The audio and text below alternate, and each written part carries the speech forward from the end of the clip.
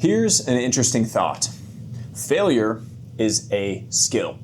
You can be bad at failure, meaning when you have a failure or you experience a failure, it derails you. It breaks your confidence. You're not able to bounce back from it.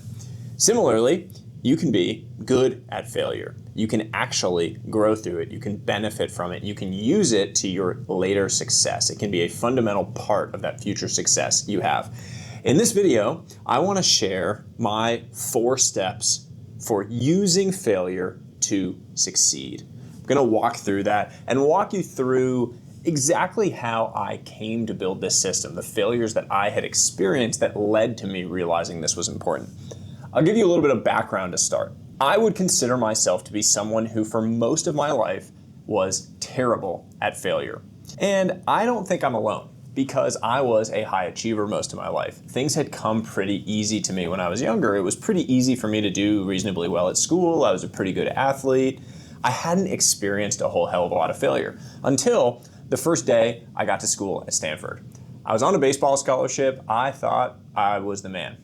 And what I realized was everyone who attends school and who is playing a sport at a school like that is the man or the woman in what they did before. And so I was no longer special. And what happened was I started getting kicked in the mouth over and over and over again. I went to class and got C's. I went to the baseball field and I got beat to hell by the other guys on the team who were so much better than me. And what I realized pretty quickly was I could either let those failures, those stumbles, break me down, destroy my confidence, and never bounce back from them, or I could be the type of person who used them to grow, who actually distilled and pulled the lessons out of those moments of failures and allowed them to drive me forward into my next season of growth. So I really lived this. And what I did during that time, and as I continued to progress into my professional career, was that I developed this system, these 4 steps that I use now on an ongoing basis whenever I experience a failure. Because the best people in the world are so freaking good at failing forward. They have the failures. They don't fail less than the rest of us. They're just better at using the failures to drive them forward to whatever that future success is. So let's walk through these 4 steps that any of you can use the next time you fail to take that failure and turn it into a part of your future success, a critical part of your future success. Step 1, set a failure timer. What do I mean by that? Well, one of the biggest challenges with failure is that you feel emotionally connected to it, especially if you're working on something that you care about. So let's imagine the example of a bad review at work. We've probably all been there. If you work in the professional world, you've probably gotten some negative feedback or you've had a bad review. It's very easy to let that derail you because you care about your work. You're someone that cares about improving, about growth, about doing a good job. So when you get that bad review, you take it personally. It's emotional for you. You've been really close to that project or that presentation or that thing you were working on. And now when someone gives you the critical feedback or someone tells you that it wasn't good enough or you fail at the presentation, you take it personally. It's not a rational thing, it's an emotional thing. The failure timer is creating space between the stimulus of that failure event and your response, which we're going to talk about later. That space that you can create is your time to actually experience the failure, to be emotional about it. So a failure timer, what I literally mean is set a timer on your phone for the amount of time that you're going to give yourself to just sit with the failure, to just be pissed, be upset, and just let those emotions come over you. But the point is that it's a timer. So while it's still going, you're allowed to experience all of those things. You don't need to try to push yourself out of it. But when the timer goes off, when that window is done, you need to flip the switch and be out of feeling bad for yourself. You need to move on to the next step. I usually go with about 24 hours. I think that's a perfect amount of time where you allow yourself to sit with the failure, but you're not gonna let it linger for too long. So that's step number 1. Set a failure timer. Give yourself a fixed amount of time where you're gonna allow yourself to sit with that failure, to feel bad about it, to feel emotional with it, and that's okay. But then you're gonna go to step number 2, which is what I call become a scientist. This is critical. With failure, there's always a whole host of lessons or insights that come with it. but your emotional, irrational response clouds your ability to see it. Once your failure timer goes off and you're no longer in that emotional state, you need to come back to the failure and treat it like a scientist. Approach it like a scientist does an experiment. You're actually going to try to deconstruct it, look at it, and break down why it happened. Now that's really two things. That's gathering information, number one, which is assessing what happened, actually looking at all of the things that happened, and how did that differ from your expectations? So you thought things were going to go well. How did it differ what actually happened from what you thought? And then second, actually analyze the information that you've gathered.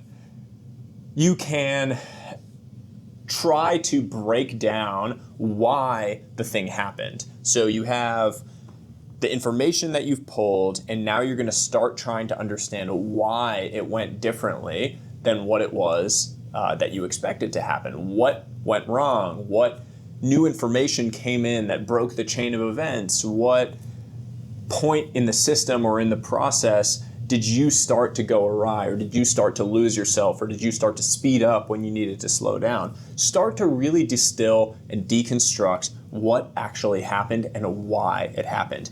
That's the part of being a scientist that allows you to actually start pulling the unique pieces of feedback that you can grow through. That's step two. Become a scientist. Look at it with a rational, clear head. Look at it for the information, the what and the why, so that you can understand how you can use that new information to get better on the back end of this. It's no longer emotional, now it's rational. Step three, time travel to the future.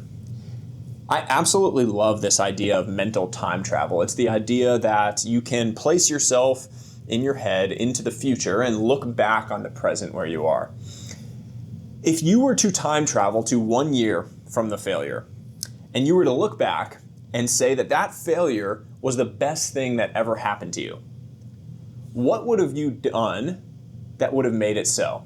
So what actions would you have taken on the back of your failure that would have made it the best thing that ever happened to you? Ask yourself that question. Truly imagine it. If a year from now, you're in the best place possible, you're in flow, everything is clicking and working, what would have made that failure the inflection point or the turning point that actually led to that? What actions would you have taken to make it so?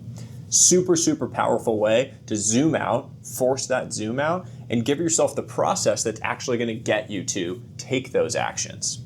And then finally, the last piece, step 4, take action. It sounds obvious, but for whatever reason, we all love information gathering, we love the dopamine we get from information, and we rarely take action after the fact. If you want to turn your failures into successes, you have to take action.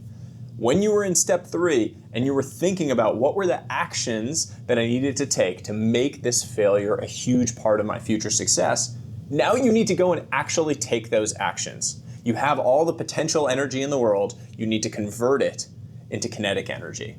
One of the key traits of the greatest people in the world is that they have a razor thin line between information and action.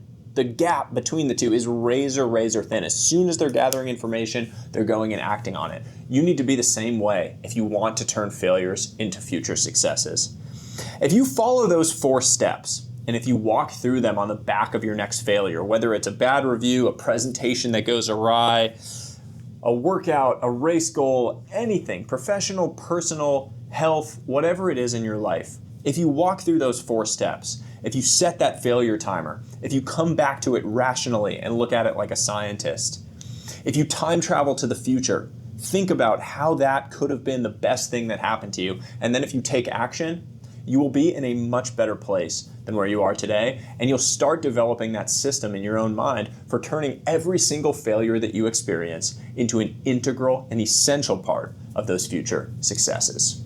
So that's all for today. I hope you enjoyed it. I hope you learned something, and I hope you'll share it with others. If you liked this, you'll love some of my other videos, which you can find here on the screen. And as always, until next time, stay curious, friends.